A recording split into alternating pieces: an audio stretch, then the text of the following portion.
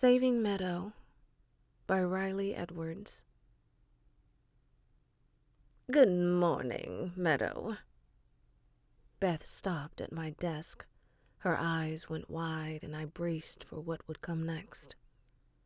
Oh, I'm happy you finally decided to stop trying to cover up the awful scar. By the end of the day, your makeup just wears off, and you can see it anyway. It's such a shame. You were such a beautiful girl. I mean, you still are, even with the scar on your face. Beth smiled, a bright smile, as she continued by my desk, as if she wasn't just a royal bitch. Who says that? Beth does, that's who. And most everyone else. At least she makes comments to my face instead of whispering them behind my back. I should have been used to it by now.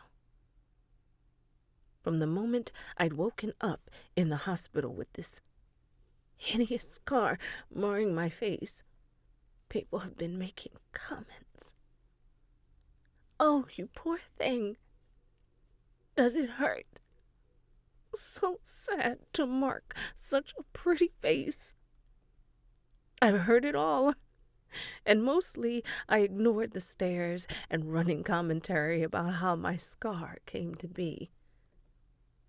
People comment as if I don't know I have a 6-inch scar running from my ear to my chin. I knew it was there. I saw it every day. A stark reminder that I was lucky to be alive. My flesh had been flayed open with such force. 2 of my teeth were dislodged, and I have dental implants. Unfortunately, even after plastic surgery, the scar was still prevalent.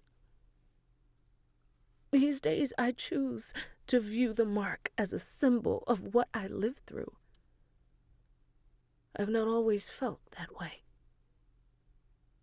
There were many dark days after the attack happened. I was too afraid to leave my house. Horrified, I looked like a monster. And there was a time I'd contemplated ending it all. I might have, if it wasn't for a very special woman who I'd clung to like a lifeline. Veronica Venus 21 was my savior, even though I'd never met her in real life. She was a member of a message board I joined after I was released from the hospital.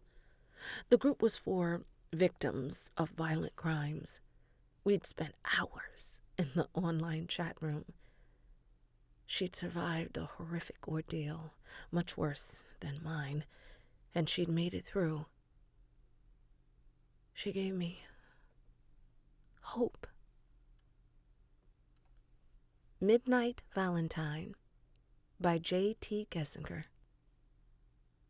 Seaside, Oregon is a small resort city with a beach known for its surf breaks and a 1920s pomade with an arcade and an old-fashioned carousel. The population is a hair over 6,000, a far cry from the 1.5 million who crowd Phoenix. The air is different here, too. Fresh and bracing, filled with the scent of salt and pine instead of smog and stone baked by the unrelenting desert sun. I hope everything will be different here. I hope I can leave all my nightmares behind. Preoccupied with thoughts of all the work that needs to be done to the house, I drink my coffee and eavesdrop on conversations, trying not to wonder what Cass would have to say about this place, how he'd be bouncing off his stool with excitement. It's several minutes before I realize I'm uncomfortable. Surprised by the intensity of the feeling, I glance around. None of the patrons are looking my way. The music is cheerful, the interior of the diner is clean and bright, and everything appears normal, boring even. Then why is the skin on the back of my neck crawling? I glance over my shoulder and discover the reason. The guy in the raincoat is looking at me. No, not looking, glaring.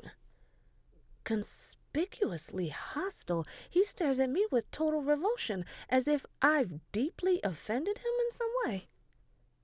Cold, hard, and utterly black, his eyes are like obsidian. I raise my brows and stare back at him because I don't have time for assholes with attitude problems. Here you go, honey. The nice waitress deposits a plate in front of me. It's overflowing with an omelet that could feed a family of 4, topped by a messy pile of hash browns. Wow, that's a lot of food. She laughs, her stomach jiggling. I should have warned you about the portion sizes.